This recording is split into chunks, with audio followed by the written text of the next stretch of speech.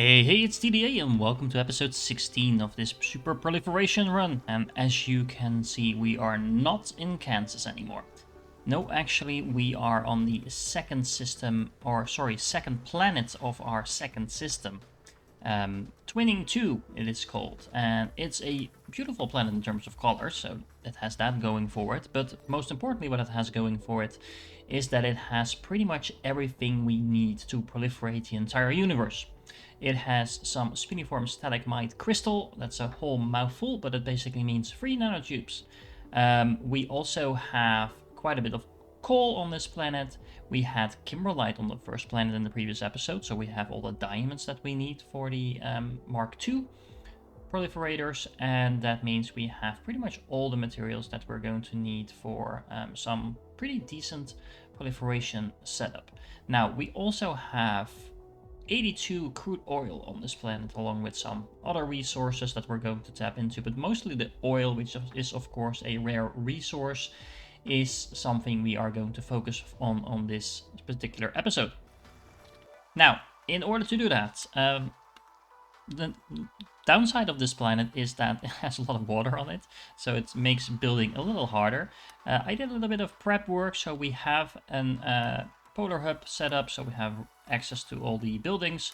I actually also put down some dischargers because we had so much chargers on the other planet, we might as well put them to use. We are not currently really doing anything, but we will have to make use of that. We only have 73% solar energy on this planet, so this polar hub is working pretty well. It's only supplying around 200 megawatts of energy, so not a whole lot. This will supply something like 600 more, 600 more, so that should be enough for what we want to do on this planet. Now, let's find a spot where we can build, and I want to... Oh, look, we have a pretty nice open area here. The only problem is it is covered in ocean, but we can take care of that. Good thing we got about 4 million soil pile from the other planet, so I will go and clear out a nice little working space for us, and then we can get started with our builds. Someone mentioned an ocean. I don't see an ocean, I only see a nice open working space, so problem solved. Alright, so let's get to it. We have some proliferating to do. And in order to do that, we are going to place down an ILS. There is a vault line over there, so let's place it somewhere like here. And we are going to have to produce proliferators. And remember, proliferators are very efficient items in terms of how many you need in order to supply a whole factory. So initially we are going to now make a build that will provide us with exactly one full belt of Mark III proliferators. That will be enough to proliferate 30 times 75 items per second. So that is hundreds of items per second on belts. That sounds like a lot. It's not in the end game, but for now it is definitely more than we need. And if anything, we can always place down the build twice or 3 times or however many times you like. It will suck up a lot of material, so I don't recommend putting it all on one planet, at least not until we scale up a little bit further. But for now, that is what we will be going for, and that makes it a lot easier to reproduce later on. Now, Mark 1 proliferators is where we're going to start, and remember they are simply made from coal at a base speed of 2 per second, and we have Mark 3 assemblers, so that means we're actually making 3 per second, and that's not even counting the proliferation that gives us 25% on top of that. So all in all, we will have a very easy time making those proliferators. Now what we're going to do is we are going to place down a spray coater, because of course we do need to proliferate our inputs, and then we're going to place down 7 of these with 1 outgoing belt, and then we're going to, I think, place the outgoing belt on top there. Actually no, let's just make it nice and consistent. So we are going to place down this, and then we'll have another outgoing belt like that, and we will have an incoming belt like this. Now I am intentionally keeping the input belt here on the inside.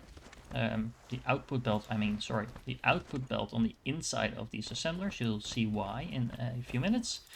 And then similarly, we are going to do the same over here. So we'll have an outgoing belt here.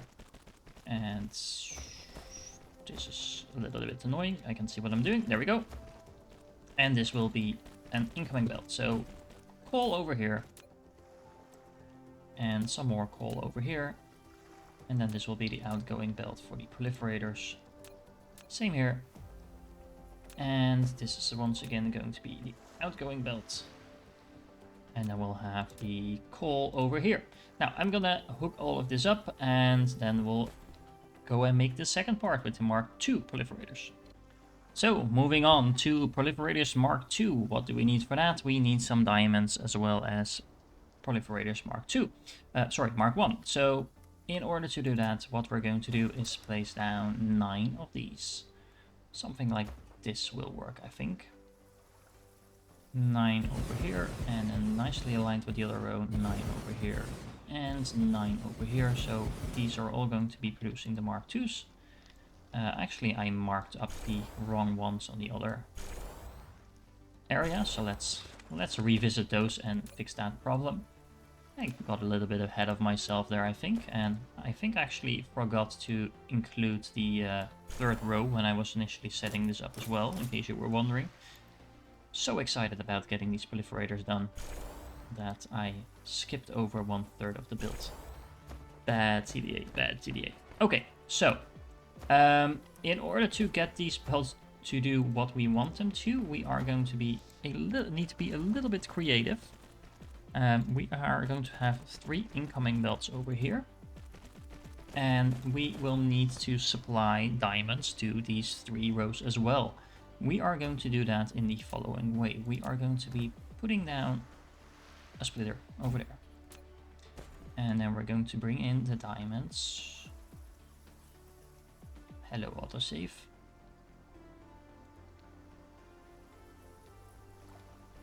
There we go. And then the diamonds are going to go in. Do we actually need to split this up? No, I don't think we do. We can just do this.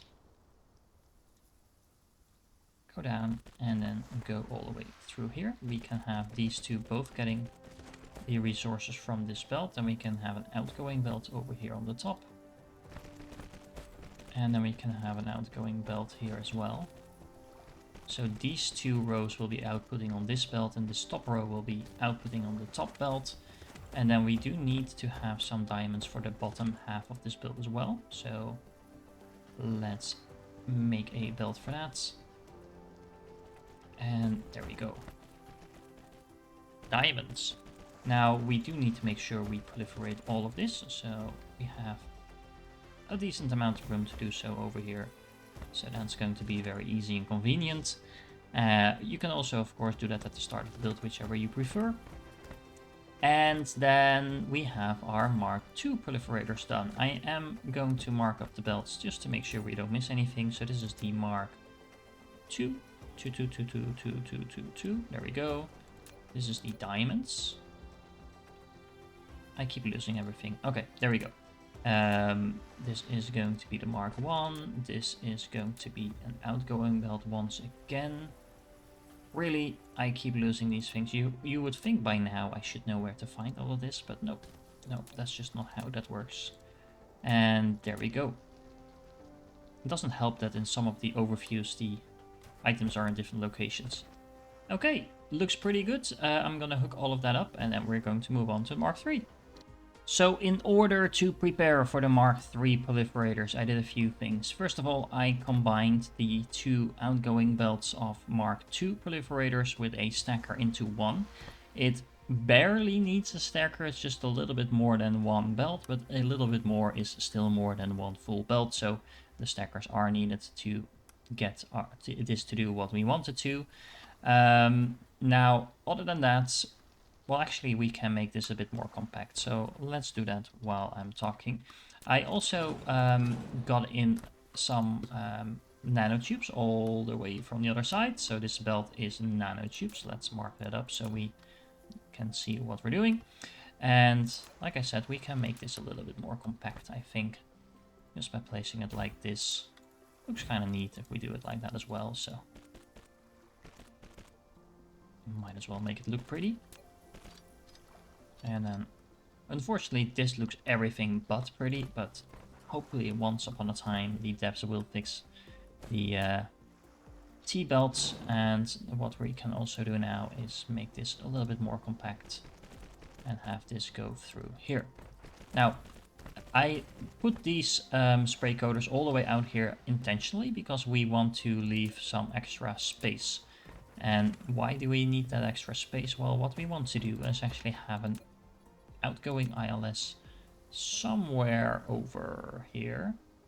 So we need enough room to have the outputs go here as well as proliferate. So we actually might need even more space than this. So we will just start building out here for a moment, and then we can always move the build back in if it turns out we can do so. So we are going to need a total of 32 of these. And yes, that's actually quite a lot if you consider we are talking about Mark III proliferators, assemblers. But still, we are also talking about Mark III proliferators. But that was not what I meant in this case. So, hello, there we go. This will be 4 rows of 8, so that should be 32 if my math is correct.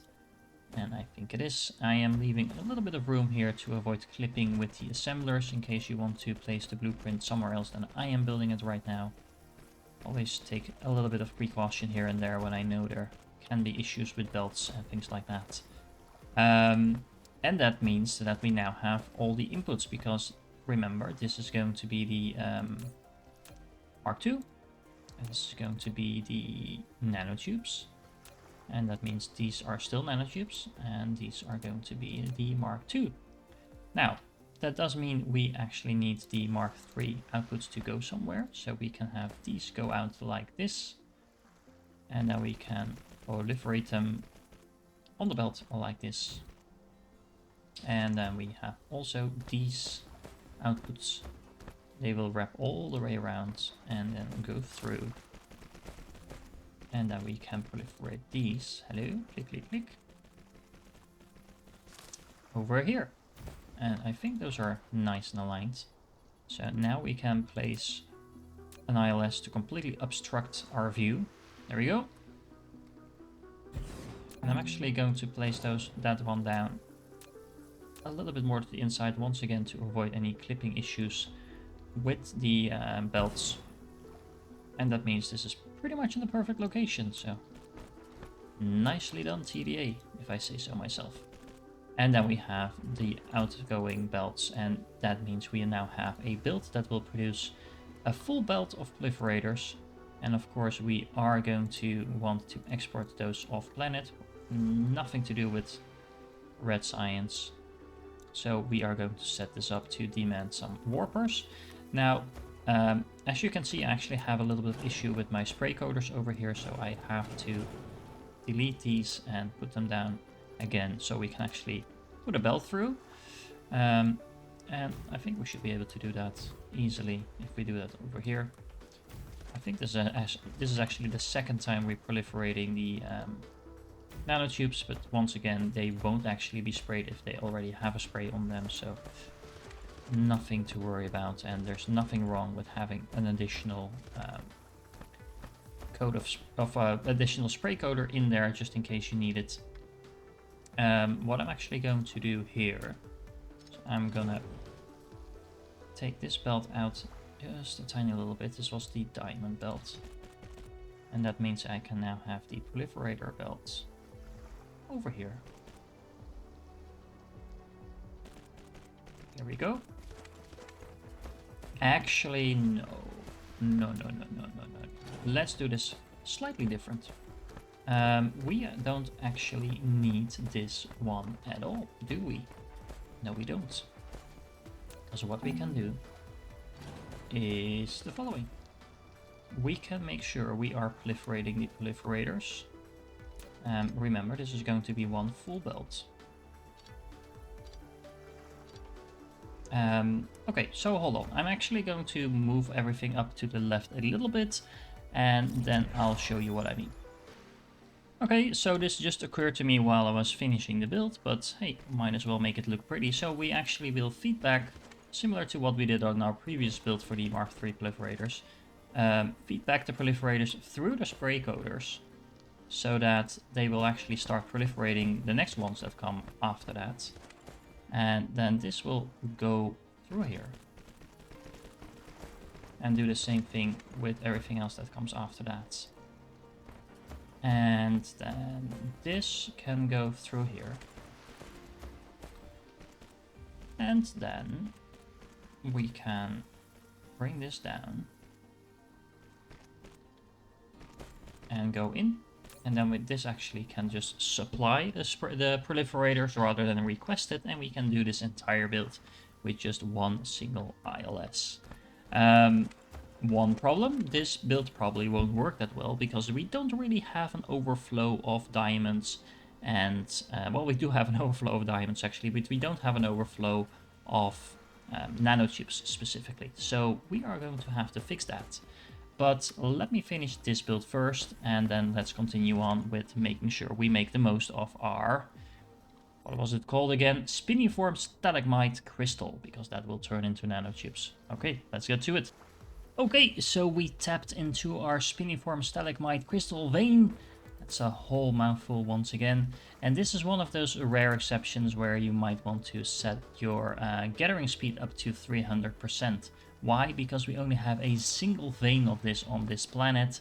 So if we're going to draw everything we can get from this single miner over here, we want it to be operating at the highest speed we can get it. Going back to our base where we are now producing, or we are trying to produce, I should say, the Mark III assemblers, not assemblers, proliferators. As you can see, this is not working. Why not? Well, apparently we're not getting coal. I'm not entirely sure why we're not getting coal. That has probably something to do with the fact that our coal miners on our home planet apparently don't have vessels attached to it, or no warpers maybe, I don't know, either way. Luckily, we have millions of coal on this planet as well, so that should not be a problem once we power this up. I already put in a miner for the coal as well, so coal won't be an issue, but as you can see, we're also not getting nanotubes, and I'm 100% sure that we do have those set up with warpers and logistic stations in the home system. However, we need all of them. As you can see, my research is stagnating a little bit. It is still working. We are still researching stuff while we're building, but one of the bottlenecks is probably the nanotubes that we're using in several products right now, and we have not really been expanding our production of that. So that means that we have several reasons to get our nanotube production up and running, so let's get to it. Okay, so how much nanotubes do we want? We want all the nanotubes, and in order to create those, what we're going to have to do is place down a lot of chemical facilities, because even though the recipe is relatively efficient, as you can see, we are getting 0.5 nanotubes at the base speed. Once again, we don't have Mark II or Mark III chemical facilities, so the only speed bonus that we're going to get is the 25% additional products. Of course, you can actually opt for the speed bonus on this recipe if you want to keep the build a lot smaller, but we want all the rare materials that we can get, or at least all the nanotubes we can get from those rare materials, so we are going to opt for that. That also means that, taking into account the proliferation, we are going to need 48 chemical facilities to fill up one belt of nanotubes. So let's get to that, shall we? We are going to place down a nice little ILS. Let me space this out somewhere in the middle of that. I think I'm pretty much in the middle of this, so we should be fine over here. And place it down something like this. And then we're going to have a outgoing belt over here. And this is going to be a very long belt. And we are going to place a spray coater, of course, because where would we be without proliferation? And then what we're to do is the following. We are going to be putting down a lot of chemical facilities, and this is 15, and then we're going to go for an entire row 24. So this is 3, 4, 5, 6, 7, 8, 9. So that should be exactly 24. And then we are going to do the same thing in reverse. And it is going to be 1 full belt. And there we go. Now, to make our lives a little easier, we're going to take this. And then we're going to stamp that down a few more times.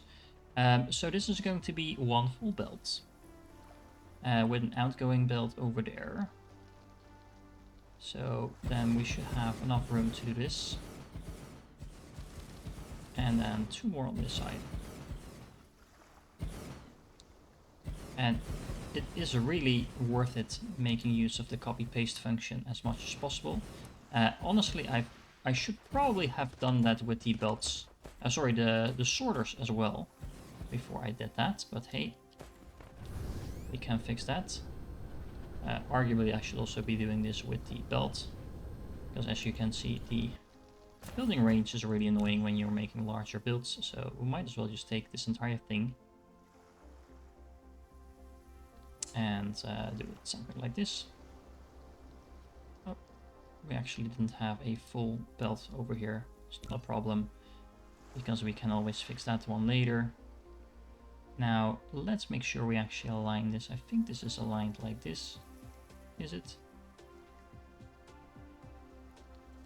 There we go. And then we have another one over here that I think should be aligned like this. And if it's not, we can simply move the spray coater in this case, so there's not any reason to worry about this too much.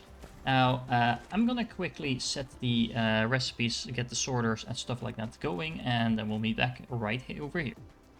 Okay, so you might be wondering what the hell this swarm of drones is doing. Well, I kind of went ahead and did a thing while I was finishing off the nanotube build. I figured, well, we have billions of nanotubes soon. We also have billions of diamonds, and then we have quite a lot of coal on this planet, which is pretty much everything we need to make a lot of proliferators. So since we're building a super facility anyway, why not really make that a super facility? So what I've done, I went ahead and placed some miners on the planet. So there's a few random miners with silicon and stuff like that in there, but mainly I focused on getting access to a lot of coal. And then I also placed down several ILSs to make sure we collect all of that coal, because remember, just placing down one of these collectors is not going to be enough if you simply want to, well, get your stuff. You also need to be able to export it, and the advanced miners themselves won't actually be able to do that. And as you can see, we're actually requesting coal on quite a few places in our system already. So despite the fact that I'm putting in ridiculous amounts of coal, this is actually already being used in a lot of places. Specifically, I think the main planet where we started out on is now run out of coal, so that also explains why our proliferator production on the other planet was really slow, because I noticed not all my systems were getting proliferators anymore. So let's fix that, shall we? So I not only went ahead and put down a lot of buildings for the coal production, I also scaled up our facility just a tiny bit. Let me zoom out for full effect. There we go. So we have over here, we have 4 times the proliferator build. So it's the same build that I showed you before, that we just built earlier in this episode, but times 4. Now I've also finished the spiniform build, where we're transforming all the spiniform into nanotubes. As you can see, it's a little bit of a large build, and actually takes up almost half of the planet in terms of the length of the build. And remember, you probably need to build this around the equator, because if you put it anywhere further away from the equator, then you're probably going to run into clipping issues, because of course chemical facilities, but you also quickly run into a situation where it simply won't fit around your planet. So yeah, pretty nice. Let's see if it actually works, shall we? Okay, so here we go. We have the spiniform arriving, so let's put it on the belts. And yeah, we are going to have to do this 6 times, because 6 full belts of spiniform. Assuming we can get enough into the system, but at least for now that will work. Yeah, and as you can see, we have the first nanotubes already incoming. This will take a moment to fire up. So while we wait for that, let's take a look at our proliferator build. I mean, isn't this awesome? There is gazillions of Mark 1 proliferators being produced over here, and quite a lot of Mark 2s as well. As you can see, the Mark 3s are currently waiting. We had a little bit of overflow in our initial build for the nanotubes, because we did actually have a little bit of surplus on our previous planet. So as you can see, this is a lot, and I do mean a lot of proliferators incoming. So let's see about our nanotubes. As you can see, we are producing the nanotubes at a ridiculous speed, and we're exporting them just as fast. As you can see, all our 100 drones are currently working on that, so that's quite nice. Yeah, as you can see, the drones can't even keep up, so that's interesting as well. It's a good thing these things are close, so you could actually argue that this is a reason to put in a belt between these builds, but hey, why ruin the fun, right? As you can see, this build is now actually starting to fire up as well, and as you can see, we have huge amounts of proliferators incoming. So it's actually not even a problem necessarily if this slows down every now and then, because, well, just look at the amounts of proliferators that we now have incoming over here. And that's just half of the build, because we have the same amounts over here now as well. So I would say working like intended. We have, if this is actually working at top speed, we will actually have, what is it? Something like 120 proliferators per second. As you can see, the build is not completely up to speed just yet. I think that has everything to do with the fact that the whatchamacallit's proliferation and nanotubes, that was the word I was looking for, geez. It's self-proliferating, so it actually takes out a proliferator here and there to actually proliferate itself along the way. So that is the reason we don't get to the full 30 proliferators per second, but as you can see, who cares? We're close enough if we take out the few proliferators along the way, and we now already have thousands of proliferators here waiting for us to use in all the other parts of our system. So I would say this is a pretty good moment to end this specific episode. We will actually continue for a little bit further on this planet in the next one, but for now I would say mission accomplished. I hope you enjoyed this one, and I will catch you in the next one.